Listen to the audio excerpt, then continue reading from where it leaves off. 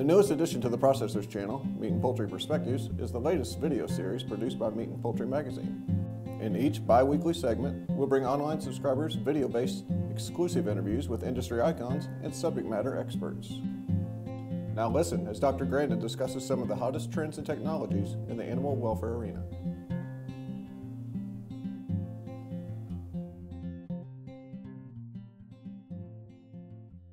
I think the AMI animal welfare meeting is really, really important. You know, I was in on the first one when we started. It was way over 10 years ago. And we had like almost 100 people show up for the very first one. And then gradually it's grown. We started out with just a single track talking about basic things like stunning and handling. Now we got a pork track, a beef track, and a management track. And we get a certain amount of new people every day. I mean, we get a certain amount of new people every year that just need to get the basic information. How to do handling right. How do you score an audit? How do you do evaluating insensibility? You know, those sorts of things. And then you get the same people coming in every year. And in the management track, try to have people come in and discuss some of the most important issues. There's a very interesting talk this year on how on legal stuff, with labeling, with the FSIS, and labeling and ad claims as far as Federal Trade Commission is concerned, and the SEC on what you say in your annual report, and where corporations have been attacked for claims. So you got to be very, very careful that your claims are accurate. I thought that was a very interesting talk. I took a bunch of notes about that. Well, the systematic approach is, you know, the USDA. The AMI guideline, we have a numerical scoring system, you know, based on, well, if you have more than 3 cattle out of 100 mooing, then a plant's got a problem. Or more than 1% falling, or more than 25% of the animals get poked with an electric prod, you're going to have to be able to shoot 95% or more on the first shot, and then it's numerical scoring. Well, that's one systematic approach. Now, the USDA wants to look at kind of more of a HACCP type of program for a systematic approach. So let's take something like stunning, for example. Where are all the areas where things can go wrong? Okay, let's look at maintenance of a beef stunner, for example. So you've got your main gun, you've got to maintain that, have that on documented maintenance. Then you've got to have a backup stunner.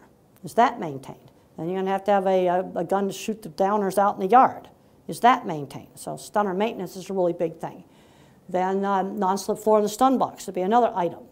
Then if you're using an air-operated stunner, you've got to make sure your air supply is good.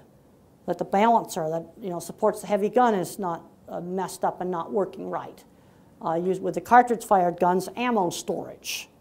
And then we got to look at handling, because if they're back there with an electric prod making the cattle all excited, they're going to come up in the stun box really crazy, and they're going to be more difficult to stun. So handling is an issue.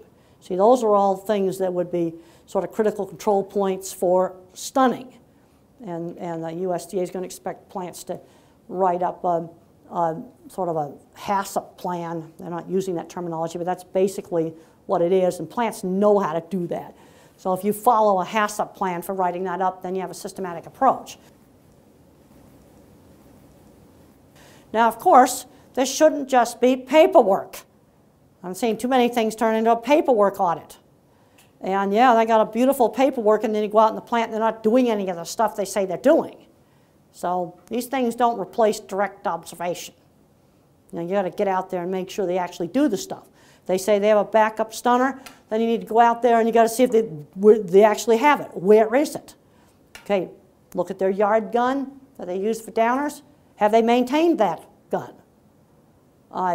How's the cattle handling coming up into the box? You got to make sure that they actually do the stuff that they say that they're doing.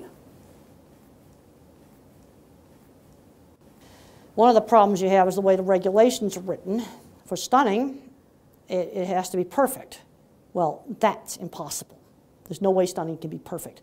And I've had people from the general public come to me and say, can slaughterhouses be perfect? I go, no, nothing in the practical world is perfect.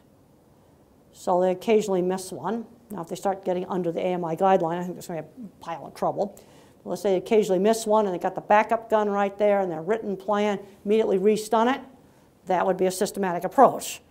The USDA has started keeping figures on plants they've suspended in the last year. I want to emphasize the industry is so much better this year than it was 10 years ago. There's just no comparison. If a USDA had a web page 10 years ago, it would have been 10 times worse than what's on there now. In fact, a lot of the bad stuff is showing up in little plants. Some of it is they just don't know.